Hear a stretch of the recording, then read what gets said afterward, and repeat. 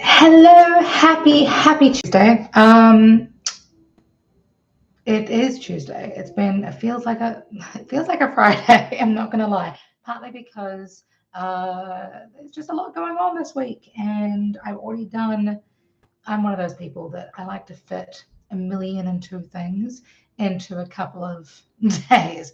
So I thought I would come to you for another episode of Newsletters from Energy. That's me.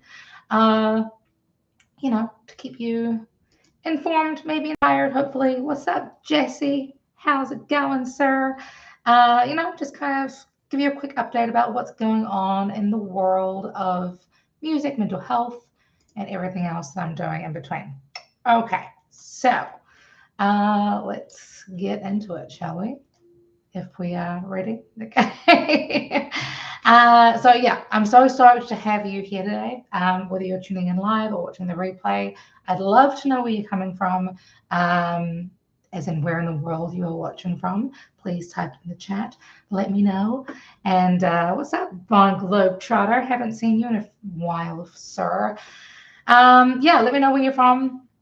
Where you're tuning in from. If you don't know me, I'm originally from New Zealand, but I've been living here in the Washington, D.C. area for just over 9 years now. That's wild. Wild. Crazy. I don't know how that even happened. But I moved here because I'm a musician and singer-songwriter, and wanted to try my best of, having a career outside of sheep. No, I'm kidding. If you don't know anything about New Zealand, we have, I think the stats are up to 4 sheep per person and 3 cows per person. It's hard to make a living as a musician when you have that kind of population. So I moved here back in 2015 to do music, and that has obviously expanded quite considerably over the years as I now, do youth empowerment through songwriting coaching, vocal coaching, and keynote speaking, workshopping, and helping people with stress management. Von Globetrotter says, miss seeing you around the old neighborhood, need to come check you out. Please do. And I'll tell you why in a minute. Thank you, Jesse. Yeah. I'm actually playing a show tonight, but I'll tell you about that very shortly. I'm so excited. Okay. So I wanted to talk to you today about something that's a little bit vulnerable, but like super close to my heart. And that is the power of storytelling. It's funny, one of my really good friends who I actually caught up with yesterday, she now lives in England, but she goes between, the States and the UK quite frequently. I remember talking with her years ago about like how everybody has a different superpower, right? And I think one of the cool things about being a musician is that, especially when you write music, we have this ability to tell stories, to share stories. And that's really powerful because, when we give ourselves permission to share our story, it sort of becomes like our superpower, right? And that covers everything from your ability to connect with people, to your ability to empower yourself, to your ability to build your resilience. Obviously, personal branding for those of us who work as entrepreneurs or as business people, and just owning who you are.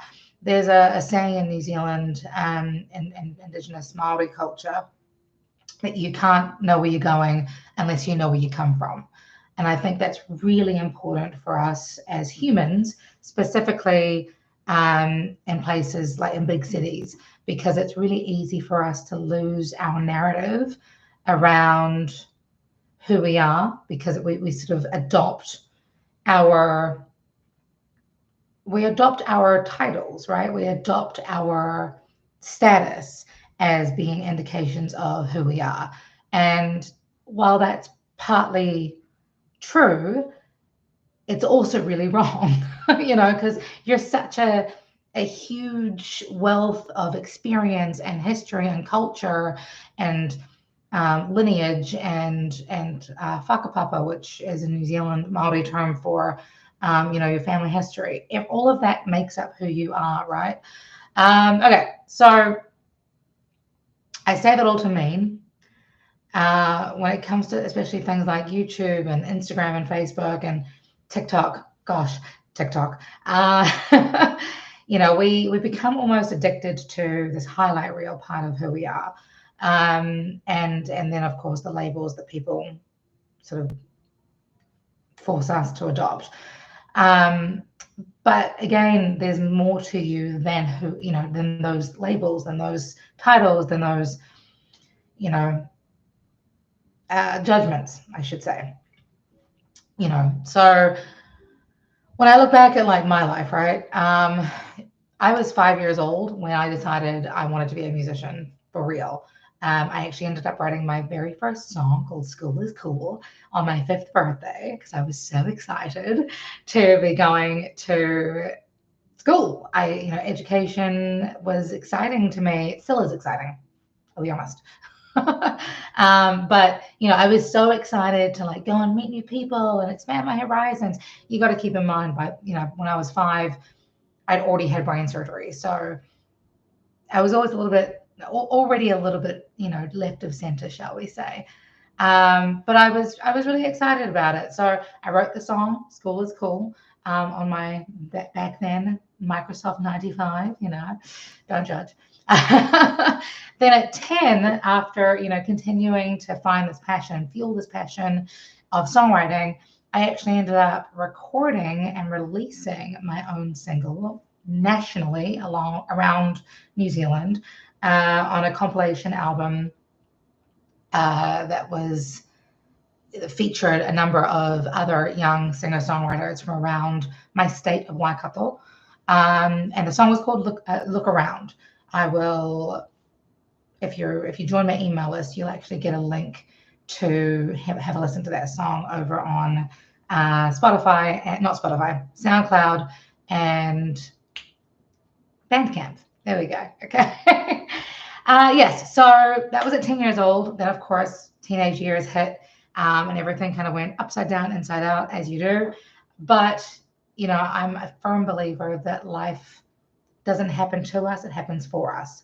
So, I kind of after spending a lot of my teen years enduring, to be honest, enduring quite a lot of hardship. Well, if you know my story at all, you'll know that on my 15th birthday, my uncle did some things to me that weren't desirable. I was unhoused for a while. I lost friends to suicide. I lost friends to alcohol. I lost friends to drugs, et cetera, et cetera. But throughout it all, I continued to write music. I continued to sing. I continued to perform. So by 17, I actually graduated high school a year early. And my vocal teacher at the time gifted me with a list of vocal students on her waiting list and told me to go forth and start my own practice. So I did. I got my teaching qualifications and I started coaching others to help them discover the power of their voice, literally and figuratively. But I didn't realize the figuratively just yet. It was all about, teaching them how to vocalize. It wasn't until a few years later that I started to realize, oh shoot, this is actually far more than just about the physicality of singing. There's more to it than that, right? Which is awesome. And I think one of the huge reasons why I do what I do now, using singing and songwriting as somatic healing practices. But anyways, okay. What's up, Top Gun? How's it going? So by 21, I decided to move to the big smoke of New Zealand called Auckland. For all of you Americans watching, you might pronounce that as Auckland. And I started fronting a hard rock band called Static Era. Hey, Neon Gun, how's it going? Oh, Neon Goon, my bad. Great to meet you. Glad that you're here. So yeah, 21, I moved to Auckland, and started a hard rock band called Static Era. We were together for 5.5 years. We released 9 singles, 2 EPs, and an album that charted number 11 on the top 20, which was awesome. And I kind of felt in my heart that I needed to do something a little bit more, push my envelope a little bit. You know, goldfish, fun fact, only grow to the size of their environment. So I decided if Emma G standing for goldfish, that's lame. I know, it's okay. Welcome to my humor. Uh, I decided I wanted to expand my tank. So I moved to the States after being kicked off of X Factor New Zealand. Why did you get kicked off, Emma? Great question, Neon Goon.